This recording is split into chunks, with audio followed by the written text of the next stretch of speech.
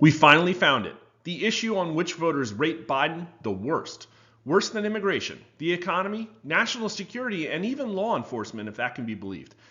And keep in mind, Biden has a natural floor on his issue ratings because, let's face it, his supporters are pretty unwilling to break lockstep.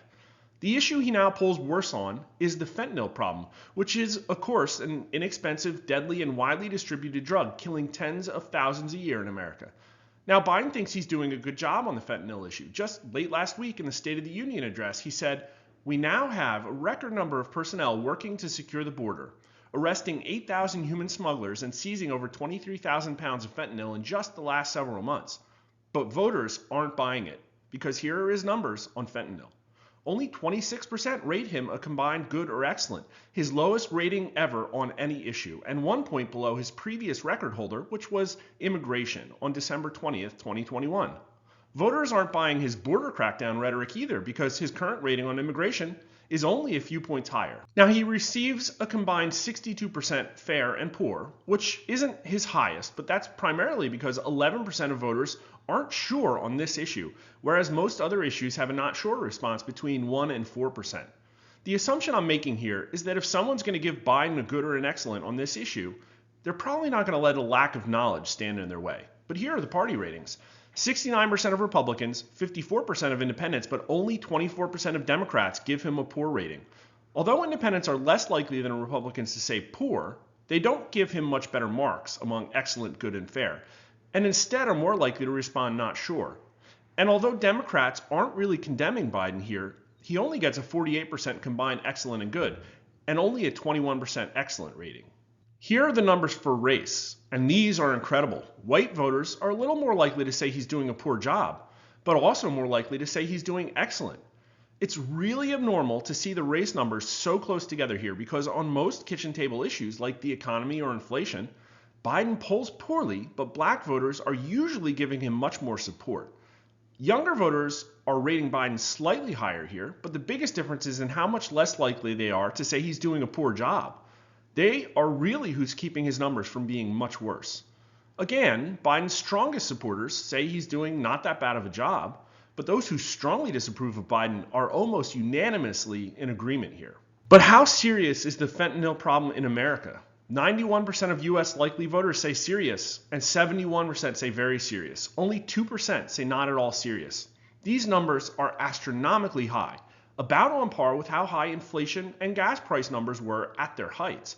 And that's incredible considering that we're off election cycle, and fentanyl, though it is a wide-reaching problem, doesn't have the same ubiquitous impact that inflation and gas prices have. Nonetheless, overdose horror stories and news of Chinese shipments being intercepted are likely getting through to nearly every U.S. national likely voter in a way that is having an impact. Men and women are about equally concerned, and older voters are much more likely to say very serious, as are white voters by about 10%. But here are the party numbers. As you can see, everyone is concerned, but Democrats are just a little less likely to say the problem is very serious. But that's par for the course for a party who has a president in office. I've talked a lot recently about how much the numbers have been diverging between Biden supporters and Democrats. Those who strongly approve of Biden tend to answer questions far more liberally than Democrats in general, and are, more than any other demographic, pushing the numbers up on things like open borders, releasing violent criminals on bail, and slavery reparations. Who are these people? Well, I thought it might be interesting to give you a profile. Here are the Biden approval numbers corresponding to this question set, and let's dig into that 25% number, shall we?